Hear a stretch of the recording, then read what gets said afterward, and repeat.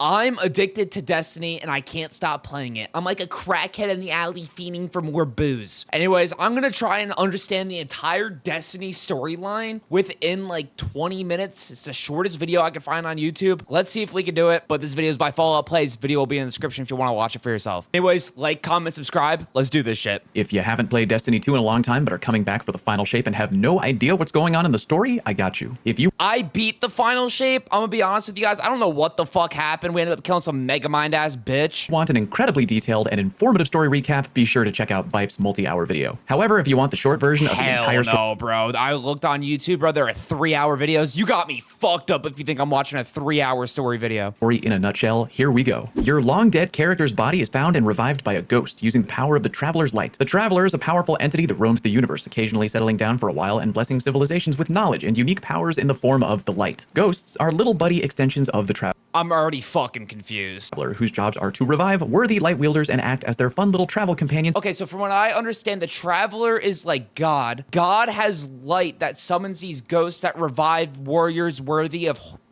holding light. They hopefully do good things with their new powers. Light wielders are referred to as guardians, and you're the newest one on the block. You and your ghost head to the tower, center of the last city on Earth, and meet a dude really in touch with the Traveler known as the Speaker. He tells us that the darkness, a totally not vague description, is returning in our solar system and pursuing the Traveler, so we run back into the wild and so there's light and dark. This is like some fucking Darth Vader Star Wars shit. learn two things. Thing one, the Hive exists. They're an arthropod-like alien race from very far away. Apparently they don't like us or the light, and they're making themselves at home on the moon, readying an invasion. Thing two, Rasputin exists, a very old and powerful military-focused AI also known as a Warmind. It was built years ago, before the great collapse of humanity, and it's contacting the cosmos for reasons we're not really sure about. We fly over to the moon in order to solve that Hive problem. While there, we get a message from a mysterious stranger saying we need to meet them on Venus to stop a different threat. So we head to Venus and meet the Vex, an ancient race of robot-like creatures hell-bent on converting planets. Okay, the Vex. I know what the Vex are. I played Vault of Glass. That's literally the only raid like I've played like 89 times. Every other raid I've only done like 2 times, if even. Other celestial bodies into machine worlds. We're told they can only be stopped by destroying their heart in a place called the Black Garden, which apparently is kind of tricky to get to. We meet with Mara Sov, Queen of the Awoken, a race of people that look like bluish-purple cosmic humanoids. They're actually descended from humans, but you gotta dig to find that. Unfortunately, it seems like there's a lot of races in Destiny 2, and that doesn't help me because I'm a racist. I'm kidding! I'm kidding! Oh my god, don't cancel me. Lore, and that's not important right now. The Queen, along with her edgy Hot Topic brother, Prince Uldren, who clearly doesn't like us, mentions that the only way into the garden is with a Gate Lord's Eye, which we promptly go and get, and head to find the entrance of the garden, which is on Mars. Also on Mars, tons of Cabal, a race of big, tough, hippo, turtle-like people who are obsessed with military strength and war in general. We handle the Cabal, find the Black Garden, destroy the heart, and learn that if we actually want to stop the Vex for real, we gotta kill a big Vex named Atheon in the Vault of Glass. Destiny. So the Vault of Glass is the very first raid, or is the Garden of Salvation the first raid? Because we go to the garden? I don't fucking know, dude. I'm already lost because I already pre-know some stuff about Destiny. But okay, so you go to the Vault of Glass. It's like a raid. You need 6 players to do this shit. A bunch of fucking crazy mechanics. First raid, we kill Atheon. Then a traumatized guardian named Eris Morn shows up at the tower. She's kind of like that one friend you have who's really into poetry, dark attire, and Wiccan shit. She tells us that her fire team... She's kind of like that one friend you have who's really into poetry, dark attire, and Wiccan shit. She tells us that her fire team got clapped by a big bad hive named Crota, who is so big and so bad, in fact, that... Crota's the second raid, okay. And she got fucked by a bunch of different hives. The rest of the hive all worship him as some kind of god. We head to the moon to stop the hive's awakening ritual that had to step into Crota's throne world to murder him once and for all. What's Couldn't even get past the first step. That thing. Couldn't even get past the first step because when you do raids in this game, you need people that can fucking communicate. And only one person had a mic when I found my raid team. I can't stand it, bro. Like, if you're gonna play Destiny 2, have a fucking headset. Go get one at GameStop for like 20 bucks. Bro, ask your mom if you could like cut her toenails or some shit so you get like some chump change, you know what I'm saying, if you don't got a job. Where a really powerful hive can create their own little pocket universe where their soul and true form reside and where they're incredibly powerful. So we jump into Crota's throne world and murder his ass on his own turf, putting him down for good with that chump. Put that bitch ass down. Out of the way, the Guardians can finally focus their attention on smaller scale matters, like the civil war going on between Mara Sov and Skolas, Kell of Kells. Skolas is a Fallen. They're a race of 4-armed nomadic aliens. The Traveler actually favored them a long time ago before showing up on Earth, and a lot of Fallen are kind of really bitter about... So far, it doesn't seem like we have like a an actual supervillain yet. It seems like there's this light and darkness, and it's just a conflicting issue. That's all I'm getting from this so far. The Traveler is some fucking celestial being that like provide, like, I don't even fucking know, with ghosts that revive Guardians. Not the Traveler leaving. We team up with Petrovenge, a smoke show awoken warrior who's way too bad for you, and who serves Queen Mara, and Varix, a fallen vandal who's cool and hangs out with the Awoken. We stop Skolas from getting his hands on Vex technology and throw him in the prison of Elders, aka Space Guantanamo. Hey, remember Crota, that Hive god we killed in his own throne world? Turns out he's Hive royalty, and his dad is really mad that we murdered his son. Oh you might shit, have heard we're of him, gonna actually. fuck He's his dad locally known too? as Oryx the Taken King. He's now launching an all-out invasion on our solar system with his army of Okay, Taken. there's our You know, that supervillain. thing We where finally got the supervillain. you completely dominate the mind and body of whoever you want and force them to do your dark bidding. Real neat trick. He learned it from a big worm. During the invasion, Marasov tries to fight off Oryx and kinda sorta dies maybe. Who's to say? With the help of Hunter Vanguard Cade 6, we use a cloaking ship to sneak onto Oryx's gigantic dreadnought. After much Hive battling, the guard I don't know much about Cade. Apparently, like, my friend Eric, he like really likes Cade. I don't know if like Cade was like a fan favorite or some shit. Why does everyone like Cade? Does anyone know? Guardians finally managed to roll into Oryx's throne world with the dopest boss reveal in the franchise, and we kill Oryx on his own turf at max power. Like father, like son. Meanwhile, back on Earth, the Fallen Was that a managed to dig up story some mission or creepy was that old a raid too? nanotechnology called Siva, those rascals. Acting like a techno plague, Siva mutates the Fallen in the House of Devils, allowing them to create machine gods. To deal with that, we get help from Lord Saladin, one of the original Iron Lords. What's an Iron Lord? Wild with nothing but their light. Together, and before the last city in the tower and the Vanguard were all a thing. Out there helping folks in the wild with nothing but their light. I'm a little fucking lost. I'm not gonna lie to you guys. Together with Lord Saladin, we create a new generation of Iron Lords and shut down the Siva outbreak once and for all. Hey, look at what we shut down COVID. have here, a Cabal warlord named Dominus Gall, who's launching an invasion on the Tower, the Traveler, and all of humanity. You see, for years, the Cabal have been ruled by the incredibly extravagant Emperor Callus, but Dominus Gall staged a coup, taking over the whole operation Damn, he's fat as fuck! and exiling Emperor Callus aboard the Leviathan, a gargantuan Cabal vessel. But more on the party king Callus later. Meanwhile, new head honcho for the Cabal, Dominus Gall, feels that the Traveler made a big mistake by picking humanity to get all the benefits of the light. Therefore, he and his Red Legion are going to take it by force. They invade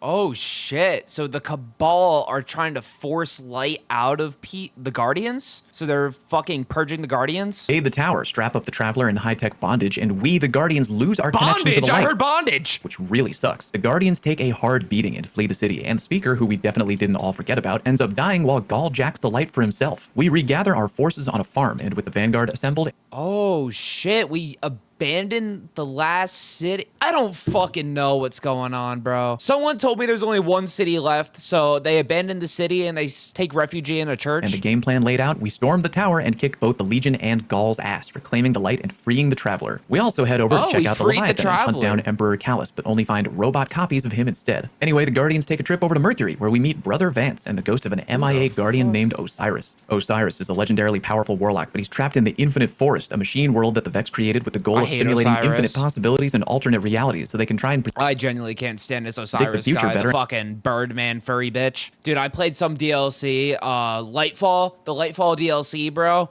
and he was just bitching and moaning the whole time, telling me to do shit, and he wouldn't do anything. He was just sit in the fucking tower and do nothing. and act accordingly based on the simulations. After throwing down with the Vex, we managed to get Osiris's old tired ass out of the virtual forest. Soon after, we get word from Anna Bray, a fellow Guardian, that she's found Rasputin's Warmind core along with an ancient Hive army bent on destroying it in the name of Zol. Who's Zol? Oh, you know, a giant worm god, partially responsible for giving Oryx and his sisters their dark What is going on? powers and insatiable appetite for causing trouble. Wait, Oryx has sisters? Oh yeah, didn't you hear? Xivu Arath, god of war, and Savathun, god of cunning and lies. Man, what a family. More on them later. Along the way, we help Anna learn more about her past before murdering Zol, saving the Warmind Rasputin, and allowing us that to worm finally boss looks kick pretty back and fucking cool. What? I haven't done any of this shit. What campaign is this? relax. Oh, fuck, no time for that. There's a goddamn prison break going down at Space Jail. The prison of Elders has been turned upside down, and the inmates are playing a fun game called Kill Everyone and Escape. We roll in with Hunter Vanguard leader Cade 6 to try and control the chaos. Unfortunately, we get separated, and Cade's ghost gets sniped by a paracausal bullet, killing her instantly. Cade doesn't go down without a fight. Wait, so what happens? What happens when your ghost dies? Was ultimately killed by Marasov's edgy D-bag brother Prince Uldren, who, surprise, surprise, orchestrated the prison break. Turns out Uldren has gone quite mad while trying to find his sister, Queen Mara, who even though we So that's how Cade 6 dies? He dies to fucking Ultron? haven't seen or heard from since the Battle of Oryx, Uldren believes is still alive. Because the prince is a few beers short of a six-pack, Petra, who is still too bad for you, by the way,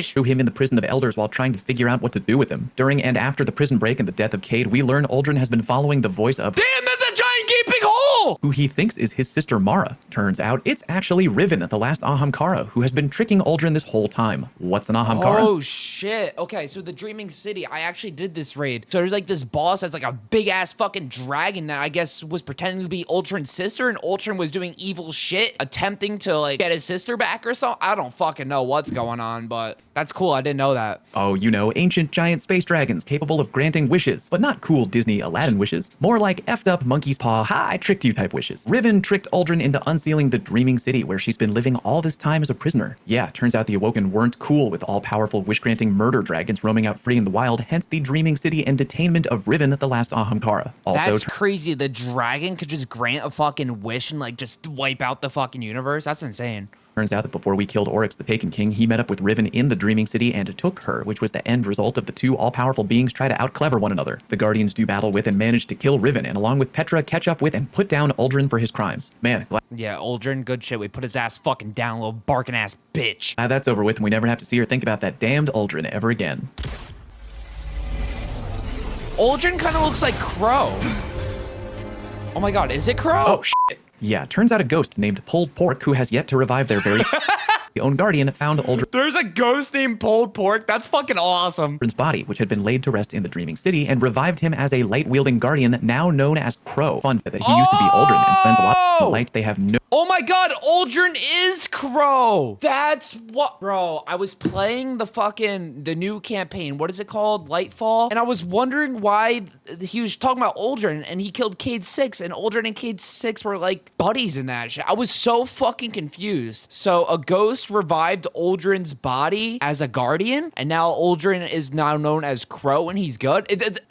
I don't fucking know. Am I right? memories of their past life at all, meaning Crow Okay, so Crow has no memories of when he was Uldren. Okay. has no idea that he used to be Uldren and spends a lot of his time being alone and confused in the wilderness, wondering why people he's never met before hate his guts or attack him on sight. Meanwhile, the Guardians are off making new friends, shit. including an exo gunsmith named Ada 1. She doesn't like us very much, but after helping her take out some contraband and saving her precious black armory paper, she comes around. Don't forget about the funny guy in the tower basement, the Drifter. He's a the Guardian too, fucking but he doesn't Gambit really guy. care about defending the last city. He kinda does his own thing, looks out for number 1, and runs a weird little Guardian competition/game called Gambit that surely will Yeah, we have don't dev care support about and a this strong guy. player base for All right, years to come. next. Around this time, a few things happen. The Leviathan is back, and extravagant Emperor Callus, who has a very weird interest in the Guardians, challenges us to kill the corrupted child he's been keeping locked up in the basement. That goes about as well as you'd expect. Also, You know, I know a thing or two about locking children in my basement. a weird Darkness Pyramid ship has landed on the moon, and enemies we've defeated a while ago are popping back up like living nightmares, and the Black Garden is somehow back. We unlock the secrets of the pyramid, journey into the Black Garden, and kill the Vex we find inside. Vex dealt with, we go off to help Osiris blast through time to rescue his boyfriend, fellow Guardian, and legendary Titan, Saint 14. We get him back and celebrate Dude, he actually has a boyfriend? That's fucking crazy. by inviting him to live in the tower with his pet pigeons and putting him in charge of running the Trials of Saint 14 game type. Around a year later, we find ourselves on Europa, one of the moons of Jupiter, where our ghost Okay. detects a distress signal from Varix. After rescuing him, we uncover a think I plot from did this Aramis, campaign. Kell of Kells. You know how the light is a I powerful had no fucking clue what was going on the entire time I did this campaign, though. force I wielded just wanted the stasis ability. by the Guardians? Yeah, turns out Aramis has somehow found a way to wield the darkness and really wants to take revenge on the Traveler and all of humanity. Oh, As shit. mentioned So you could wield light and dark? Okay, so he found a way. So that's the first being to find out how to wield darkness? From earlier, what I some Fallen understand? hold a big grudge against the Traveler for ditching their people for humanity. Aramis would be one of those Fallen. Oddly, we Wait, so the Traveler ditched these fucking pointy ass bitches for humanity?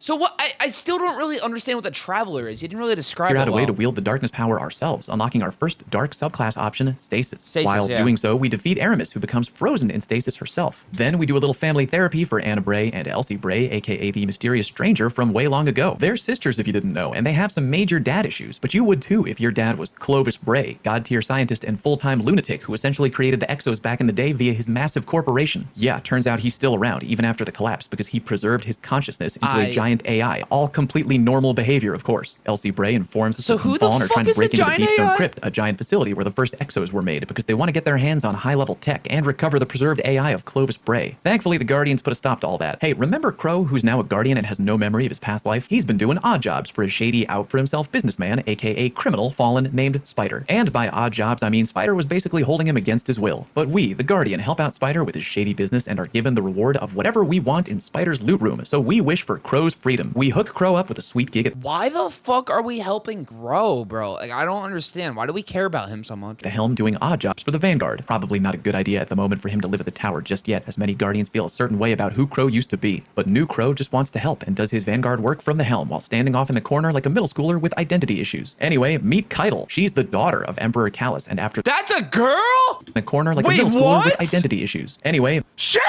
She's big as hell! meet Keitel. She's the daughter of Emperor Callus, and after the Guardians clapped Dominus Gaul and the Red Legion, Keitel is now Empress Keitel, leader of the Cabal. Turns out the Cabal homeworld has gotten completely demolished by the Hive, led by one of Oryx's two crazy sisters, Xivu Arath, the god of war, and Keitel wants revenge with our help. Trade offer. Keitel receives us kneeling and swearing our allegiance to serve her in the Cabal, and we receive the honor of serving Keitel as we wipe out the Hive for her and her people. Commander Zavala doesn't take kindly being told to kneel, though, and discussions on this matter are tense. The Vanguard decide to get tricky and use old Cabal tradition against them by challenging Keitel's War Council to a rite of proving. Kind of a year back. All right, guys, I'm sorry I keep pausing, but I'm genuinely so fucking lost right now. I'm actually trying my best to listen to this guy and keep up with everything he's saying, but he's kind of losing me here. Something about the Cabal and fucking fallen fighting. Best against our best type of showdown. Big shocker, we win, and some Cabal aren't happy about that and try to assassinate Zavala during final negotiations. Zavala is saved by Crow, and Keitel punishes the assassins, recognizing that Damn, the Guardians Crow are did badass something. and won the challenge fair and square. And just like that, we now have a fun Cabal ally in Keitel. Also, Okay, so now we're friends with the Cabal. They used to be evil, I think, was what he said earlier in the video. Zavala seems to be making peace with the fact that Crow is clearly a different dude than who Aldrin was. Yay, character development. One day, the last city finds itself shrouded in never-ending darkness. The Guardians team up with Mithrax, badass Fallen, whose main priority is protecting his people, and he shares his Vex-related knowledge, as they're clearly the ones behind these Endless Night shenanigans. While we fight to stop the Vex, Warlock Vanguard Ikora Rey offers Mithrax's Fallen homies I hate this bald-ass bit. I actually have the same haircut as her right now.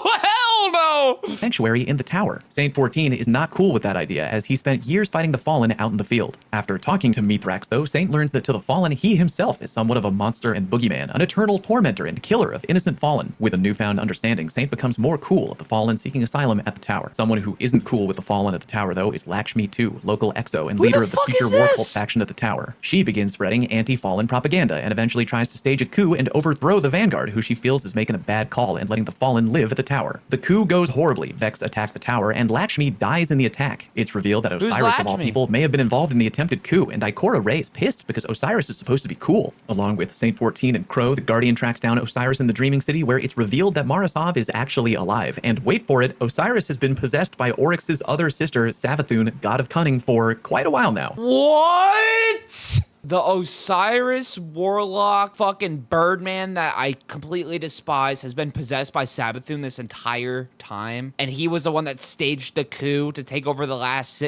Are you guys following this shit? Savathun mentions that she'll unpossess Osiris if Marasov removes her worm. Remember Zol, the worm god? Eons ago, Oryx, Xivu, and Savathun were young and craved power, and Zol gave it to them in the form of worms. Dark parasites that give incredible power, but require being fed via endless tribute, and I really do mean endless. Constantly feed the worm and grow in power forever, or literally die. Mara puts Savathun in a cocoon and actually manages to exercise her worm with awoken magic, which is damned impressive. Before we're able to punish Savathun, though, for what she did to Osiris, she escapes. But hey, we got Of course she escapes. Osiris back. Unfortunately, he's now in a coma. We jump on Osiris is in a fucking coma. the hunt and work to track And then let me guess, Sabathun becomes the villain. down Savathun. Finding her ship, we get a true what the fuck moment, as the Hive and Savathun herself are somehow capable of wielding the light now. The Guardians are hell-bent on finding out exactly how Savathun stole the what? light from the Traveler, as that is the only I'm assuming she stole the light and she's able to wield it because she possessed someone that had light. I don't fucking know. possible way this could have gone down. We follow Savathun to her throne world and learn a few things. There's something out there called the Witness, who apparently tricked not just Savathun, but also the Hive eons ago into following the path of the darkness to begin with. They were actually in line to get the benefits of the light. Damn, this Witness guy sucks. Also, Savathun didn't steal the light, apparently. After her Osiris switcheroo escape, she died at the foot of the Traveler, and a ghost just gave it to her, the same as us. The So Sabathun was dead, but a ghost revived her? I thought ghosts only revived humans. What the fuck? So the Traveler is on their side? That's interesting. And then I know the Witness. If you guys heard the Witness earlier, the Witness is like apparently like 1,000 people as one. Like they did some like crazy dark ass ritual to become one person, and the Witness fucking wants to get rid of the Traveler and make sure there's nothing. I don't know, just get rid of everything. Vanguard are baffled by this and have a hard time coming to grips with that information, but oh well. We battle and kill Savathun and also discover a weird pyramid in her throne world containing Rulk, a disciple of the Witness, whom we promptly kill. While trying to learn more about Lightbearing Hive, the Vanguard is using Keitel So we killed Savathun? Why did I see her in the DLC then? I'm confused. Scions to pry info from their near-dead bodies. Crow is uncool with this and tries to stop it from happening, accidentally killing a Scion in the process. That really pisses Keitel off, and she wants Crow to be punished, but Iron Lord Saladin steps in and says he'll take punishment instead. Keitel accepts, and Saladin now serves her and the Cabal as a life debt. Meanwhile, Emperor Callus is back in town and somehow using nightmares to empower himself. Crow, Zavala, and Keitel all take part in a ritual that allows us to harvest nightmares, all while facing their greatest fears. Yay, more character development. That season was actually kind of badass. Turns out Zavala has a lot of deep, sad family baggage. We defeat the visage of Callus and his assembled nightmares before he can make use of them. Being able to briefly go into his mind, we learn that Callus is basically a gigantic Witness simp and wants to become a disciple of the Witness like Rulk. Meanwhile, Okay, so we have our next big bad enemy, which is the Witness that we want to take down. And apparently the Witness has a bunch of disciples that are evil people that we are killing. That is the gist of what I'm getting at right now. remember Of what he's getting at right now. Aramis, former Fallen turned Popsicle? Well, she gets freed from her icy prison by the Witness on the condition that she tracks down ancient relics containing Okay, so apparently the fallen bitch that became a stasis crystal earlier in the story became unfrozen, and now she's doing something. fragments of one of the Witness's disciples, Nezarec. She assembles her old fallen pirate fleet to hunt down the relics, and we team up with the Drifter, Mithrax, and his fallen daughter, Ido, to stop her. Mithrax has an opportunity to end Aramis's life, but Ido asks him to spare her, which he does. Using the gathered relics, Mithrax distills their dark power down into an infusion that shakes Osiris out of his coma. While possessed by Savathun, Osiris could see into her mind and saw visions of a city on Neptune hiding a big secret. Osiris and Anna Bray decide to try and reactivate Rasputin the Warmind. Osiris wants to use Rasputin to get more info on his visions, and Anna wants to reactivate him as extra Osiris is back, found out that there's some secret planet on Neptune, some city that has stuff that they have to get to. defense against Xivu Arath, who's still out there somewhere doing God knows what. We activate Rasputin, only to learn that we'd activated one of Xivu Arath's many trap cards. If anyone used the Warmind's weapons, Xivu Arath, being the god of war, would be able to use that act of war as a form of worship that would empower her worm, allowing her forces to invade Earth the same way she did with the Cabal homeworld. During the commotion, Aramis takes control of an orbital Warmind station and begins a countdown of using Rasputin's weapons on the Traveler. Aramis really knows how to hold a grudge. In response, the Traveler decides it's had enough of all this, and it's just gonna straight up leave Earth. But before it does, Traveler just fucking left Earth? Where did it go? Rasputin, knowing that if his weapons are activated, Xivu Arath would be powered up and invade Earth, sacrifices himself and prevents the weapons from being fired. Because of this act of sacrifice, bravery, and badassery, the Traveler decides to stay. Lightfall time, the Oh, the Traveler did Witness, who we still don't know a ton about, gets a vision of something called the Veil on Neptune and sends Callus to go secure it. We follow Callus and discover Neomuna, a crazy high-tech city, as well as a race of cybernetically enhanced humans who have been defending Neomuna in secret for a really long time. The Veil has a closely linked darkness power called Strand, which the Guardians learn to wield as we Strand, most badass power in Destiny. I actually really fuck with this subclass. Well, I use Prismatic right now, but the Strand part of the class is the most fun to use. Strand is awesome. pursue Callus. Callus gets to the Veil, but with our newfound Strand power, we whip his ass. However, in our moment of triumph, the Witness links with the Veil using our Ghost. Doing so Damn, that guy's armor is fucking sick. What cape is that? allows the Witness to make a pathway for it to literally enter the Traveler, where it plans to combine its powers of darkness with the power of the light from the Traveler. Oh shit, the Witness opened up a portal into the Traveler? So a giant fucking Badussi, and then the Traveler's planning to use the light and merge it with dark. And begin what it calls the final shape of the universe. That isn't good, but first we have to deal with Nezarec, one of the Witness's disciples, who has been reborn on the Witness's pyramid ship. We find him and promptly kill him. Every attempt to follow the Witness into the Traveler results in failure, and the Vanguard are panicking about what to do. Responding to a distress signal on Titan, we reconnect with an old Guardian named Sloane and her friend, an ancient proto-worm god whale who, believe it or not, has been around so long it knows what the Witness is. It shares a vision. Eons ago, a race of people were originally blessed by the Traveler, but craved a greater purpose. They grew in knowledge and power and realized that while powerful, the Traveler could bring ruin just as easily as it could prosperity, and therefore decided the Traveler was a form of chaos. Then they learned of and studied the darkness and found the Veil and brought it home to merge it with the Traveler. The Traveler did not like that one bit and pieced the hell out of there. The remains of the civilization, with their newfound understanding of the darkness, merged their entire species together into one powerful being, the Witness, whose That's fucking insane. Holy shit. How many people do you think make up the witness, bro? Probably like thousands. That's insane. Sole mission Just like imagine your entire family bloodline merged into one person, all the fucking voices. I already hear enough voices, I couldn't even imagine that shit. is to use both the light and the darkness to carve away at the chaos of existence by literally calcifying everything in the universe and creating what it calls the final shape. Yup, makes total sense. We also learned that the key to stopping the witness lies with Savathun. Great. We talked to Savathun's ghost, Imaru, who tells us Savathun left a plan behind that we were to follow if we ever wanted to revive her. It involves challenging her sister, Xivu Arath. No easy feat. Our old friend Eris Morn performs a ritual to turn herself into a hive god of vengeance, and we make her stronger via offerings of violence. Eris is strong, but not quite strong enough, so we revive Savathun just so Eris can literally kill her and get a huge power boost. Eris uses all of her new power all at once to banish Xivu Arath from her own throne world, cutting her off from immortality. We revive Savathun again, for real this How many times are we gonna fucking revive Savathun? Holy shit, we killed her, we revived her, we killed her, we revived her. time. And now that we held up our end of the bargain, Savathun holds up hers in the form of a hidden Ahamkara egg. So we communicate with Riven. Yeah, did you know that even though Ahamkara can die, you can still communicate with them beyond death? All-powerful, wish-granting death dragons are That's crazy. So even though we killed the fucking dragon back in the Dreaming City raid, we could talk to it still? not to be underestimated. We tell Riven we want to make an Ahamkara wish to be able to travel into the Pale Heart of the Traveler so we can follow and stop the witness. Riven refuses to grant our wish. She's mad that, we killed her and all of that. But we work out a deal because there are more of her eggs laying around and Riven really wants us to save them. Otherwise, her kind will for sure go extinct. So we save the Ahamkara eggs and Riven agrees to give us our wish. But only one guardian can make the journey and we settle on Crow because he Crow? We settle on fucking Crow to go to the fucking witness? shares a connection with his sister Mara Sov, meaning once he's inside the Traveler, Mara could then trace a pathway directly to him using awoken magic, allowing us, in theory, to be able to follow him into the Traveler. Riven grants the wish, and Crow heads directly into the Pale Heart of the Traveler. Oddly, when he gets there, he is met by Cade, which is incredibly bizarre because he's supposed to be dead, and Yeah, why the fuck is Cade alive? that's where we are now. Watch Bife's video for